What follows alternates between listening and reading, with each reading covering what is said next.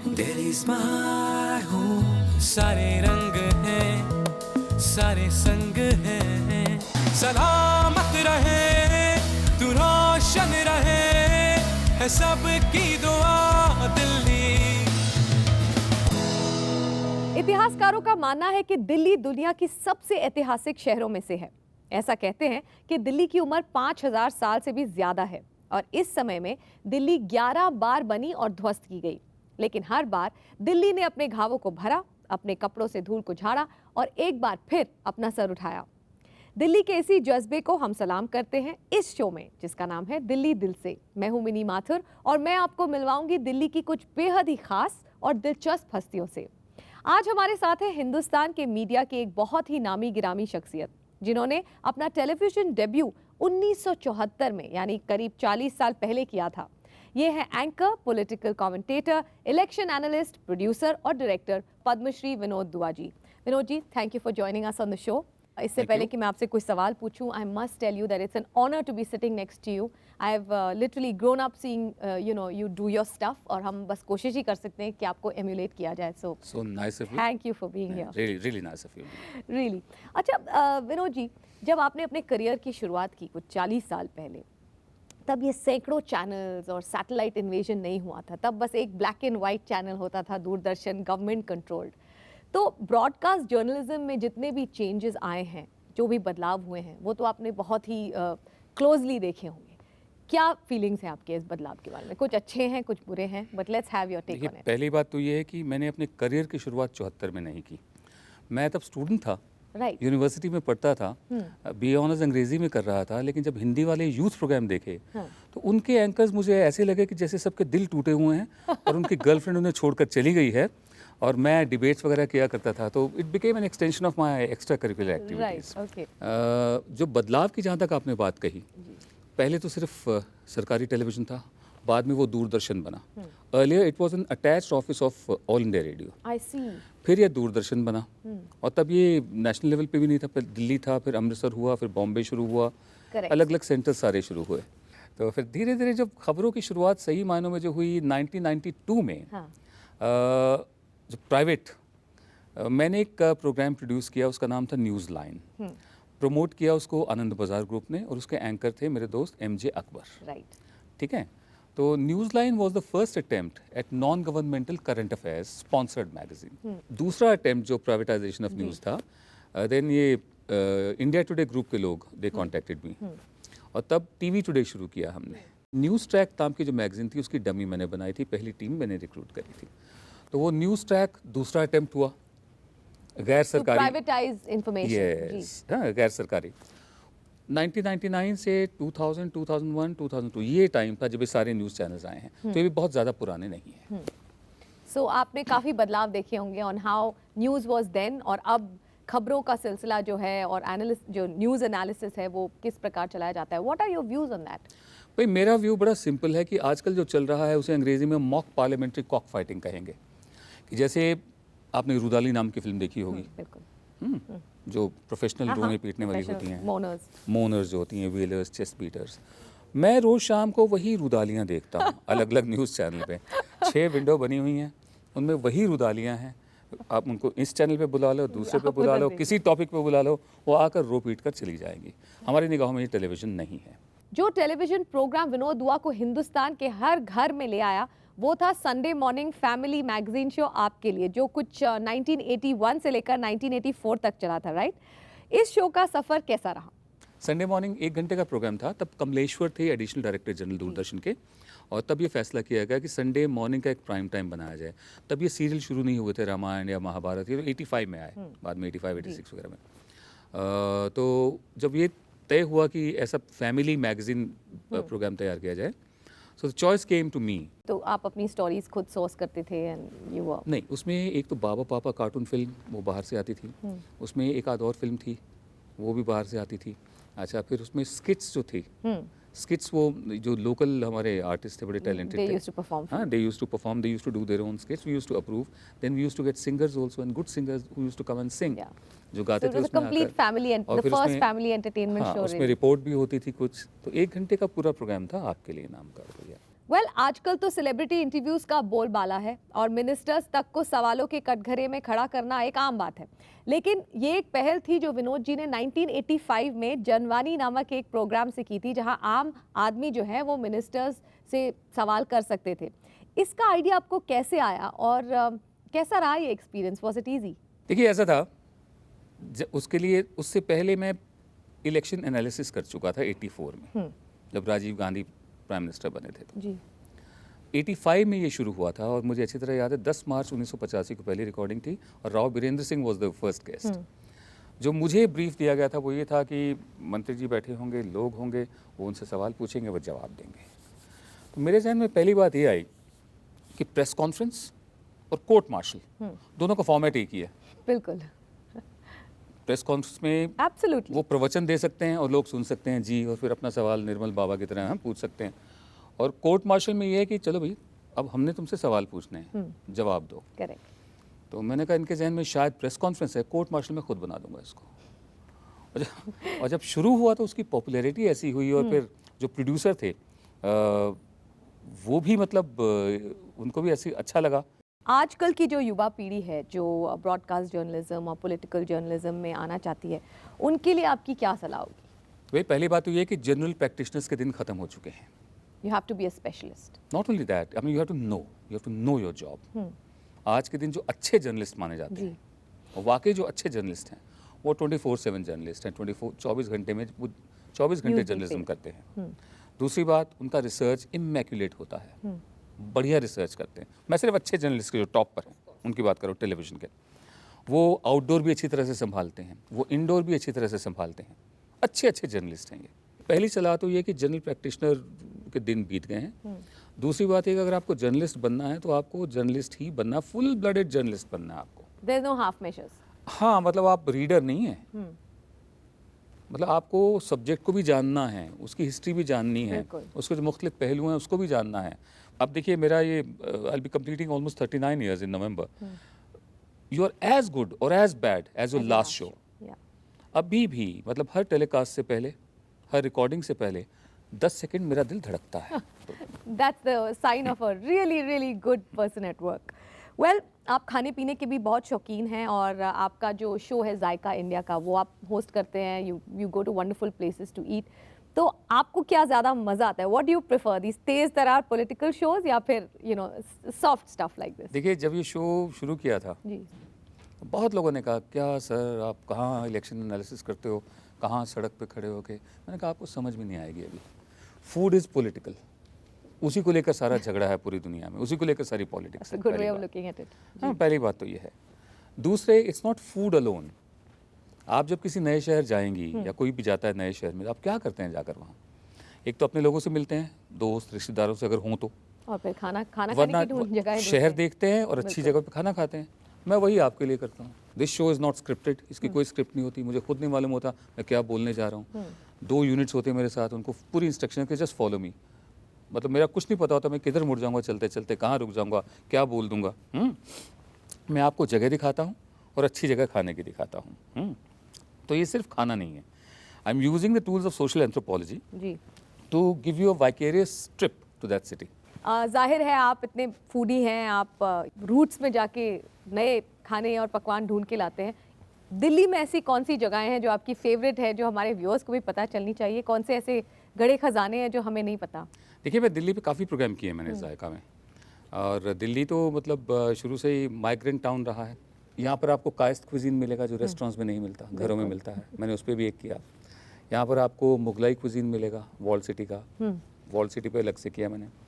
फिर wall city में ही जो वेजिटेरियन खाना है उसकी अपनी बात है, वो किया।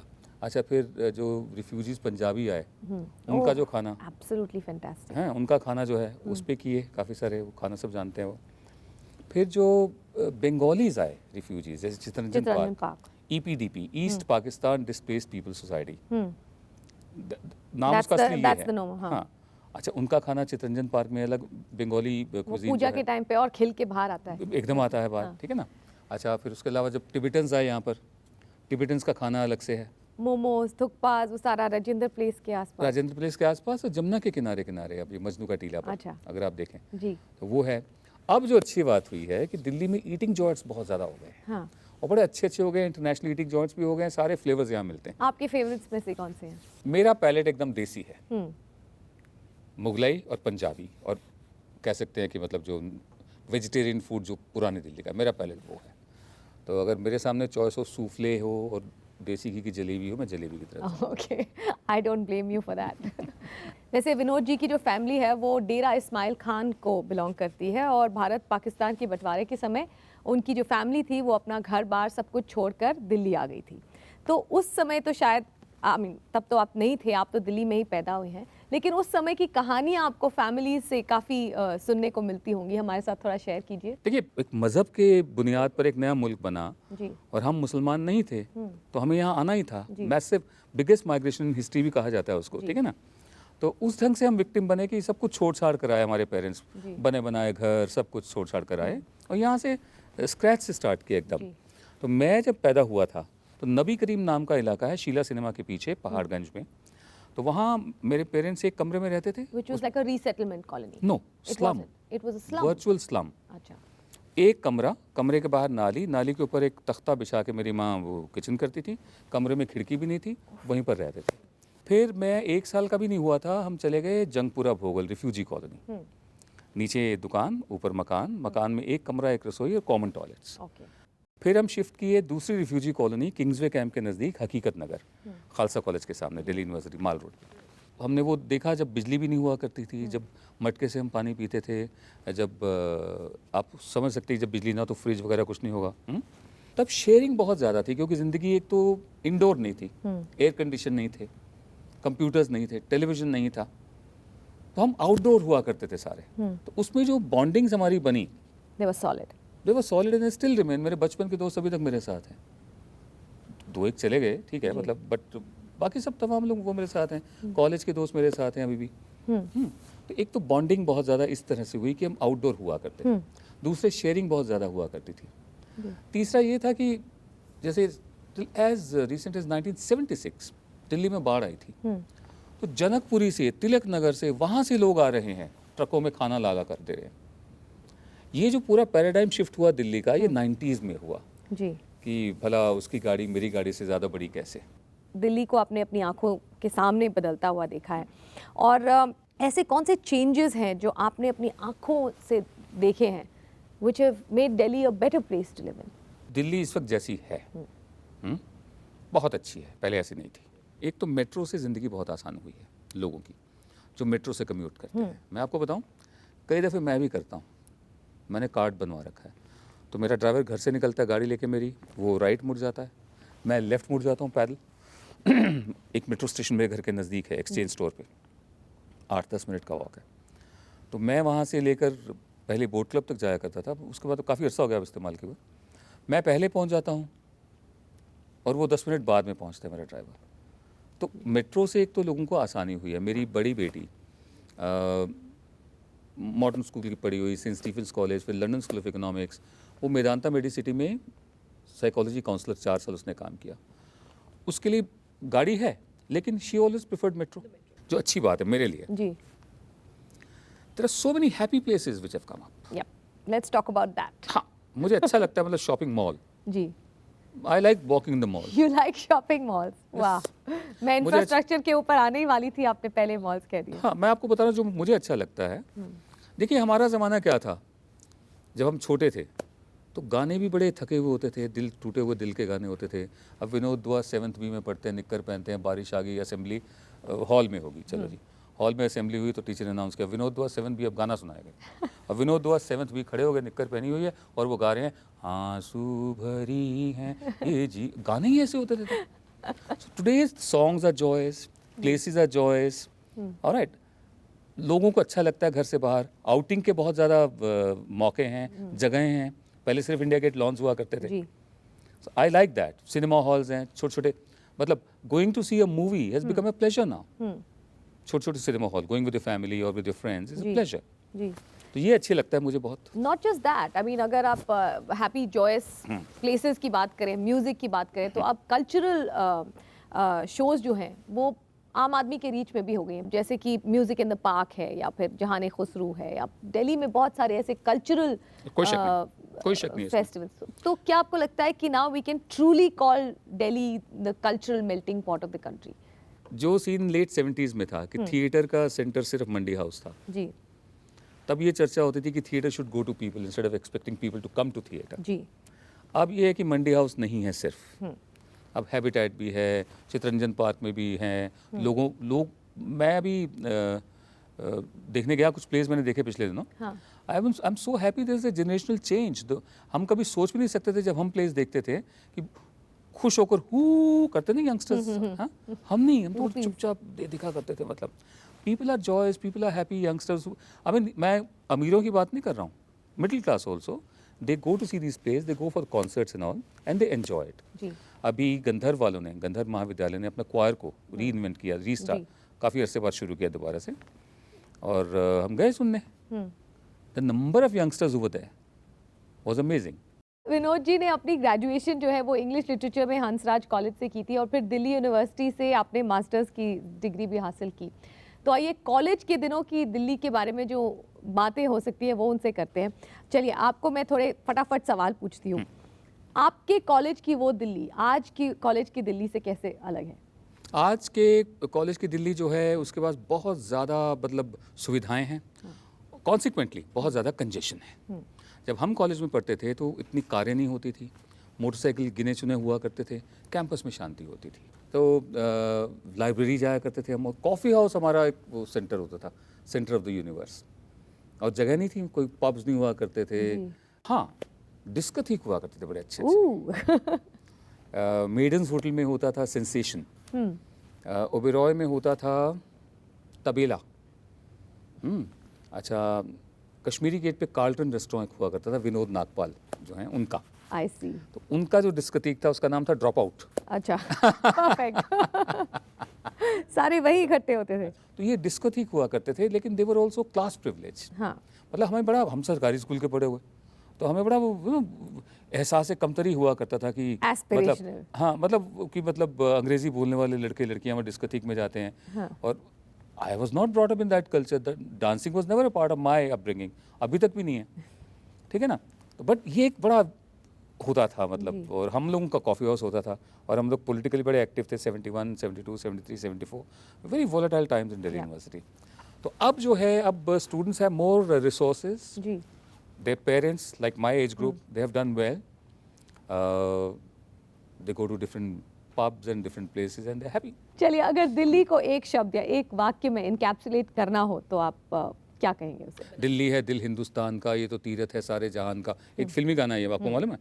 वो भी स्वर्गीय श्री मुकेश चंद्र माथुर ने गाया है। जी, मुकेश जी ने गाया है, जो जिनकी शादी जहाँ मैं रहता हूँ पिछली गली में हुई थी। Oh, really? जी। एक वाक्य में कहना हो कि मतलब मेरा घर है भाई। ग्रेट। और घर में बहुत कुछ होता है, घर में मेहमान भी आते हैं, कभी नहीं भी आते हैं। Its home. Its home. Okay, well, Delhi के चप्पे चप्पे से आप वाकिफ़ हैं। आपने कहा कि आप नॉर्थ दिल्ली में इतने साल रहे, साउथ दिल्ली में आप रह चुके हैं। What are a few of your favourite places in Delhi जहां आपको सुकून मिलता है, खुशी मिलती है?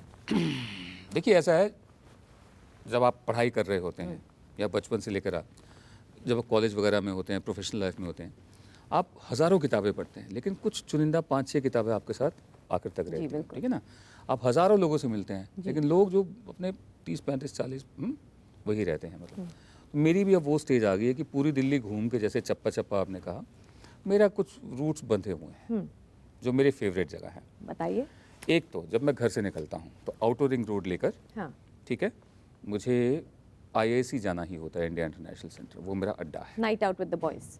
Night out, evening tea also, चाय पी के, और फिर मतलब हमारा ग्रुप है पूरा वहाँ पे, वो मुझे जाना ही होता है। दूसरा, कभी कभी खान मार्केट में वॉक ले लेता हूँ मैं। तीसरा, जब वापस जाता हूँ घर, अगर हमें कहीं जाना हो तो मेरी वाइफ वहाँ आ जाती है या हम घर से निकल जाते हैं।